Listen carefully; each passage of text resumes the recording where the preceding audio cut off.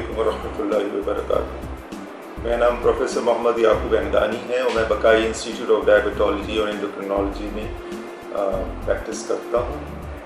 और आज इस खुशी के मौके पे जो आज़ादी का दिन है और हमें अल्लाह ताला ने एक आज़ादी की नेमत अता फरमाई है, तो इस मौके पे कुछ बात करना चाहता था।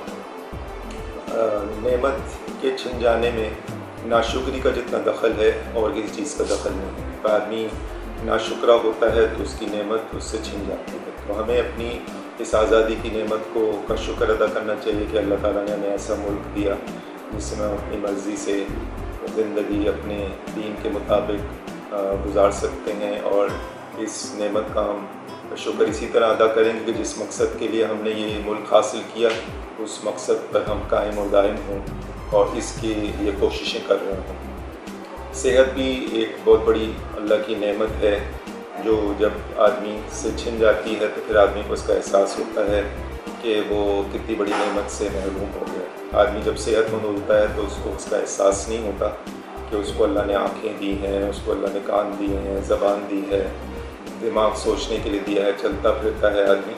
अभी पिछले दिनों जो वबा चली तो हर आदमी को ये एहसास हुआ कि वो आदमी कितना कमज़ोर है, कि वो अपने इख्तियार से कुछ कर नहीं सकता और मजबूर है महज है।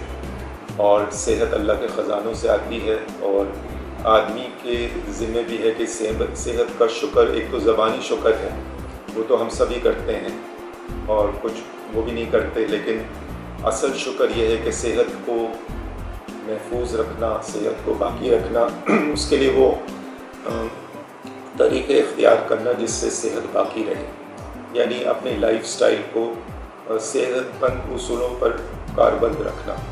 वो बातें जो बताई जाती हैं हमारे शुगर के मरीज़ों को अक्सर बताते हैं कि भाई एक्सरसाइज का एहतमाम करें, तो भाई इसको हमें एहतमाम से करना चाहिए, सिर्फ बातों की हद तक ना हो। इसी तरह परहेज़ का है तो परहेज़ का भी एहतमाम करना चाहिए, स्मोकिंग से अपने आप को बचाना चाहिए। ये मुज़र चीज़ें हैं जिनसे हमें इज्तनाब करना चाहिए।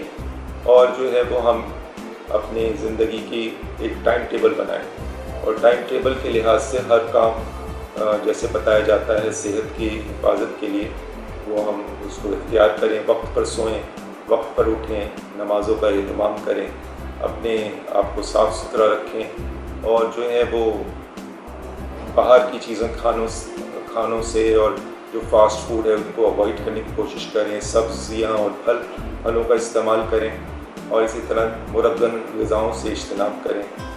अपने आप को सेहतमंद रखने के लिए आप ही को कोशिश करनी है। आप कोशिश नहीं करेंगे तो तकरीरें तो सभी करेंगे और तकरीरें सब सुनेंगे भी, लेकिन फ़ायदा इन तकरीरों से नहीं होगा बल्कि अमल से होगा। तो अमल करेंगे तो सेहत का शुक्र असल ये अदा होगा कि इस सेहत को बरकरार रखने में जो भी हमें मुआलिज बताते हैं, हमारे जो माहिरीन हमें बताते हैं, उनके मुताबिक अमल करें। फ़ायदा जब ही होगा जब हम अमल करें। आपसे गुजारिश है कि इस मौके पे, आज़ादी के मौके पे, जहाँ आज़ादी का शुक्र अदा करना है, अगर हमें सेहत मिली तो उसका भी शुक्र अदा करें और इन दोनों नेमतों को उन मकासद के लिए इस्तेमाल करें जिनके लिए ये नेमतें दी गई हैं। अस्सलामु अलैकुम वरहमतुल्लाहि वबरकातुहू।